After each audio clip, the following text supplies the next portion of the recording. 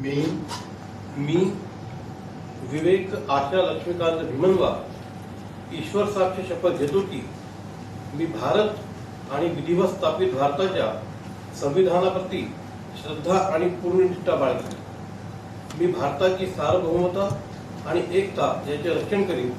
तसेच मी माझ्या पदाच्या कर्तव्याचे निष्ठेने, प्रामाणिकपणे आणि निपक्षपातीपणे पालन करीन.